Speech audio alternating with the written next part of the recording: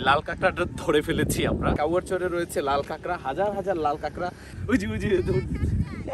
ওগুলো দাম কত করে, কেমন করে? হ্যাঁ 650। এই সেই কুয়া, যে কুয়ার জন্য আসলে কুয়াকাটা বলি আমরা।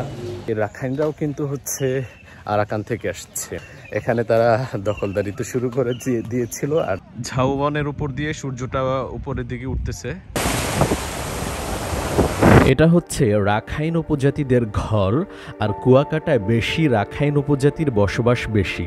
চলুন এবারে কুয়াকাটার সি বিচ ছাড়া আর কি আছে ঘুরে দেখি। প্রথমে আমরা আগের দিন রাতে ভ্যান ভাড়া করেছিলাম কাউয়ারচর যাওয়ার জন্য, কারণ কাউয়ারচর থেকে সূর্যোদয় দেখা যায়। আমরা রাতে ভ্যান ভাড়া করেছিলাম আপ ডাউন 600 টাকায়। ভ্যান রাত 4টায় চলে আসলো আমাদের হোটেলের সামনে, কিন্তু ভ্যানে করে যাওয়ার সময় ভ্যান ড্রাইভার আস্তে আস্তে প্রতারণা শুরু করে, আমাদের কাছে আরও টাকা ডিমান্ড করে।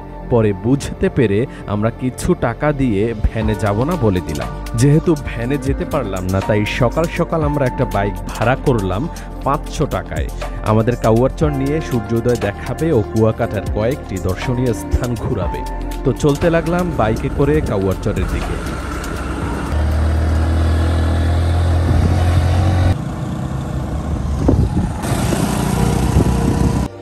এই যে দেখতে পাচ্ছেন, এপারে গঙ্গামতি আর ওপারে কাউয়ারচর।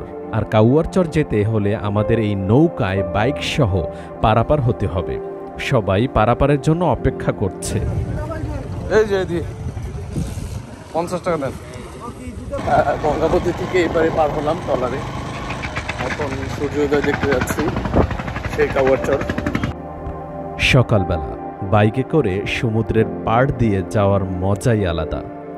যাওয়ার সময় নানা রকম ঝাউবন দেখতে পারবেন, যা দেখে আপনার মন শীতল হয়ে যাবে। ওই যে দূরে দেখা যাচ্ছে সূর্যিমামা উঁকি দিচ্ছে, আস্তে আস্তে সূর্য উদিত হচ্ছে। ক্যামেরাতে আসলে সূর্যোদয়ের সুন্দর মুহূর্তটা ওইভাবে তুলে ধরা যায় না, যদি না আপনি না এসে এখানে দেখেন। এই সকালবেলা সমুদ্রের পাড়ে বসে সূর্য উদয় দেখা কি যে একটা ভালো লাগা কাজ করে, তা আপনি এখানে না আসলে বুঝবেনই না। আসসালামু আলাইকুম, এসেছি কুয়াকাটায়, আর এখন সকালবেলা। আর সকালবেলা হচ্ছে চলে এসেছি গঙ্গামতি হয়ে এই কাউয়ারচর। এখানে এই যে সূর্যটা, এই সূর্যটা সানরাইজ হচ্ছে, এখন সূর্য উদয় হচ্ছে। ঝাউবনের উপর দিয়ে সূর্যটা উপরের দিকে উঠতেছে। এই লোক কাঁকড়া ধরার জন্য খুব আপ্রাণ চেষ্টা চালাচ্ছে। দেখুন, লাল কাঁকড়ার দল দেখতে খুবই সুন্দর লাগছে, তার সাথে সাথে লাল সূর্যোদয় দেখা যাচ্ছে। কাঁকড়া মূলত মানুষের টের পেলেই লুকিয়ে যায়। ওই যে দেখুন কি সুন্দর একটা লাল কাঁকড়া।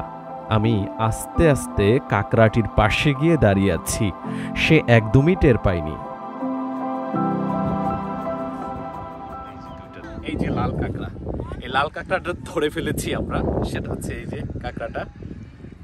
এখানে রয়েছি আমরা, এই ঝাউবনের পাশেই রয়েছি, কুয়াকাটাতে রয়েছি। এই কুয়াকাটার হচ্ছে গঙ্গামতিতে রয়েছি, গঙ্গামতির এপারে আসছি। এপারে হচ্ছে এই সূর্য উদয়টা দেখার জন্য চলে এসেছি এই কাউয়ারচরে। আর কাউয়ারচরে রয়েছে লাল কাঁকড়া, হাজার হাজার লাল কাঁকড়া, মানে অসাধারণ। দেখুন, ওরে যদি নিচে ছাড়ি, হলো কি দৌড়টা দেয়।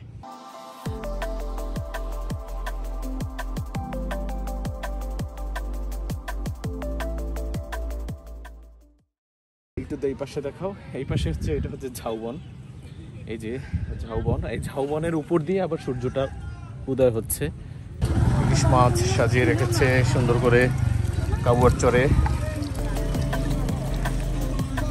এই কাউয়ারচরে সমুদ্রের তাজা তাজা ইলিশ মাছ খেতে পারেন, তবে অবশ্যই দামাদামি করে নেবেন। মাছ কত করে ইলিশ? কোনটা নেবেন স্যার? 450 টাকা ফ্রাই।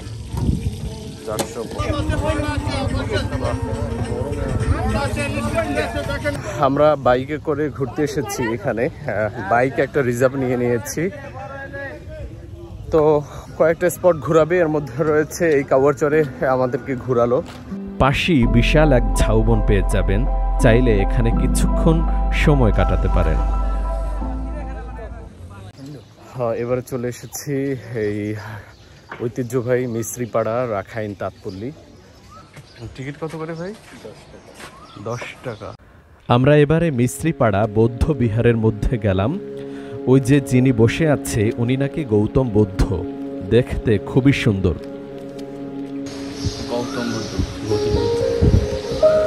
পাশেই রয়েছে মিষ্টি কুয়া, মানে কুয়াকাটায় আপনি যেখানেই যান না কেন বেশিরভাগই কুয়া আর কুয়া দেখতে পাবেন। মিষ্টি কুয়া আর কিছু নেই। বুড়া বুড়ি খাবার হোটেল, বাহ, বুড়া বুড়ি খাবার হোটেল। আমরা একটু এবারে হচ্ছে এই ঐতিহ্যবাহী মিস্ত্রিপাড়া রাখাইন তাঁতপল্লীতে যাব। এখানে কি আছে দেখি। রাখাইন তাঁতপল্লী, এই যে রাখাইন জাদুঘর। রাখাইনে কিচ্ছু নাই, সুন্দর ড্রেস পাওয়া যায়। গজ কাপড় এগুলো 3 পিস। ওগুলো দাম কত করে, কেমন করে? হ্যাঁ, 650। আমরা এই রাখাইন পল্লীর মধ্যে আছি। রাখাইন যে গ্রাম, এই গ্রামটার মধ্যে আছি। দেখুন রাখাইনরা কিভাবে ঘর তৈরি করেছে। রাখাইনরা মূলত হচ্ছে তারা নিচে খুঁটি দিয়ে উপরে ঘরটা তৈরি করে। এই যে দেখুন, এই যে একটা ঘর। বৌদ্ধ বা বৌদ্ধ বৌদ্ধ, হ্যাঁ।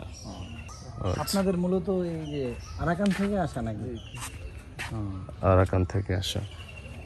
এই রাখাইনরা মূলত এইভাবে বাড়ি তৈরি করে, কারণ হচ্ছে বন্যা, বৃষ্টি, ময়লা টয়লা বা জীবজন্তুর অনেক ভয় থাকে। এই জন্য মূলত রাখাইনরা এইভাবে ঘরগুলো তৈরি করে। এই রাখাইনরাও কিন্তু হচ্ছে আরাকান থেকে আসছে, মায়ানমারের আরাকান থেকে এসে এখানে তারা দখলদারিত্ব শুরু করে দিয়েছিল, আর তারা সেই আদিকাল থেকে এখনো রয়ে গেছে। এখানে তাঁতের শাড়ি টাড়ি পাওয়া যায়। এই যে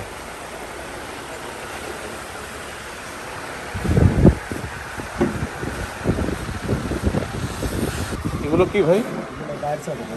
গায়ের চাদর। দাম কত করে এগুলো? ইয়েলোটা?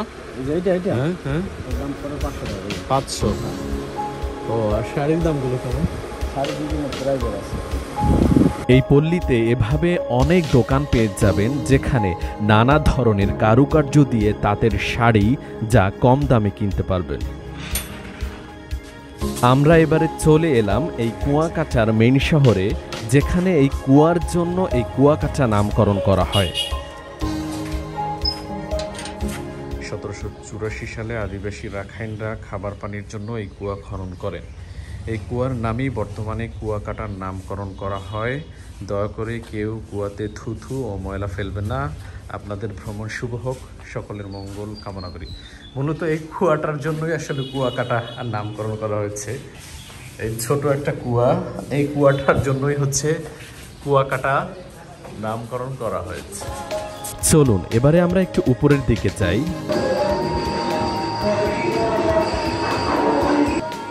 ওখানে গিয়ে দেখলাম এখানে আজ রাখাইনদের অনুষ্ঠান চলছে।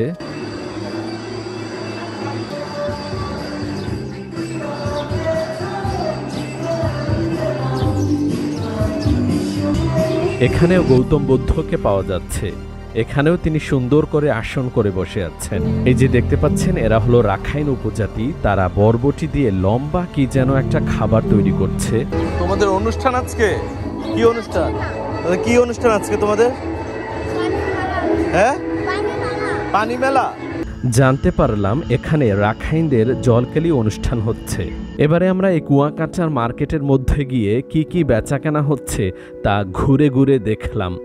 এখানে সাধারণত মেয়েদের কাপড়, ব্যাগ ও শামুকের তৈরি বিভিন্ন আইটেম পাওয়া যায়। আমরা ঘোরাঘুরির শেষ পর্যায়ে চলে আসলাম এই বিচের কাছে। দেখুন সবাই বসে বসে সমুদ্রের বাতাস আর ঢেউ অবলোকন করছে। পরিশেষে এই কুয়াকাটায় সুন্দর একটি ভ্রমণ করলাম।